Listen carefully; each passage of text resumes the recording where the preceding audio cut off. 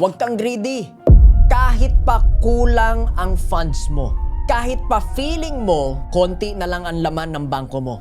Kahit pa feeling mo, or maybe in reality, mas malaki ang kinikita mo noon. Or kahit pa, mas malaki ang kinikita ng mga nasa paligid mo. Huwag mong hahayaan na maging sakim ang puso mo. Hindi ako against sa pagiging mayaman. I believe in wealth. I believe in growth. Pero ang greed, red flag yan. Kasi ang greed underneath is fear. Nakabase yan sa scarcity mindset.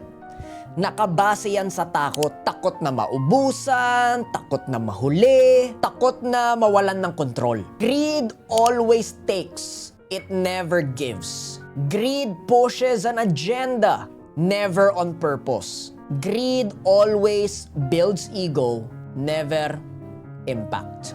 Payo ko sa'yo, ang tunay na abundance, hindi lamang yan sa pera. Nagsisimula yan sa mindset. At anong mindset ang kailangan mong tanggalin, yan ay yung pagiging greedy mo. So check your heart today. Are you building from fear and from scarcity? Or are you building from purpose, from trust and abundance mindset? Hindi lahat ng successful aligned.